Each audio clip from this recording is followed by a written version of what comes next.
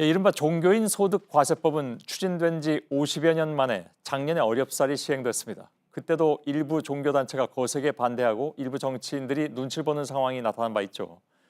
그런데 종교인 퇴직금에 대한 세금 부담을 줄여주는 내용의 소득세법 개정안이 최근에 속전속결로 국회 기획재정위원회를 통과했습니다.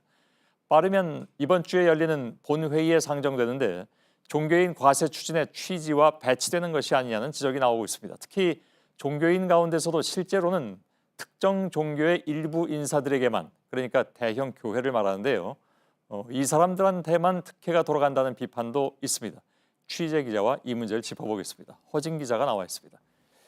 자, 일단 이번 논란의 핵심은 퇴직금에 있는 것 같습니다. 네, 종교인 과세는 지난해 1월 1일부터 시작이 됐는데요. 쉽게 말해서 이 종교인들에게 소득세를 부과하게 된 건데 예. 이번에 문제가 된 건 퇴직금 부분입니다.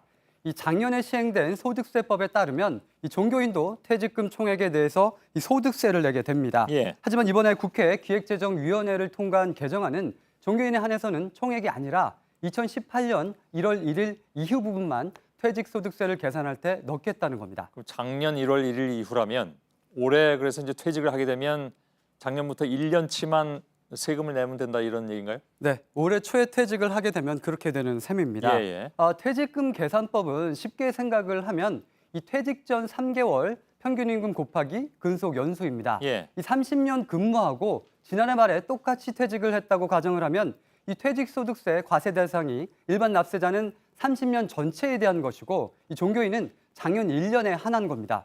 그러니 세금도 30배 정도 차이가 날 수밖에 없습니다. 예. 물론 근무 기간이 짧을수록 그 차이는 줄어듭니다. 예. 그러면 갑자기 이런 그 법 개정이 올라온 배경은 뭡니까? 네, 소득세법 이 개정안에 대한 국회 검토 보고서에 이 부분이 자세히 나와 있습니다. 이 목사 출신인 서헌재 한국교회법학회 회장 등이 지난해 11월에 이 같은 내용의 청원을 했습니다. 그리고 올해 2월 1일에 정성호 국회 기획재정위원장이 대표 발의를 하는 등 여야 기재위원 10명이 그 내용을 거의 수용해서 개정안을 만들었습니다. 예. 그리고 지난주 그러니까 3월 28일 조세소위 그리고 3월 29일 기재위 전체 회의를 속전속결로 통과했습니다. 예. 아무튼 뭐 소리 소문 없이 일사천리로 진행된 느낌이 있습니다. 여야 의원들 간에 뭐 이견을 제시한다든가 반대한다든가 하는 의원도 없었습니까? 네, 그런 부분이 전혀 없었습니다. 예. 이미 발의할 때부터 여야가 합심을 해서 발의를 했기 때문인데요. 정부도 적극 찬성을 했습니다. 그런데 이 과정에서 이 공청회라든가 국민에게 알려질 시간이 부족했다는 비판이 나오는데 시민단체의 목소리를 직접 들어보시겠습니다. 예. 공청회도 한번 하지 않고 1차 천리도 군사 작전하듯이 법이 지금 통과가 되고 있습니다. 내년 총선을 앞두고 일부 종교계 표를 의식한 그런 법안이라고 생각하고 있습니다. 예.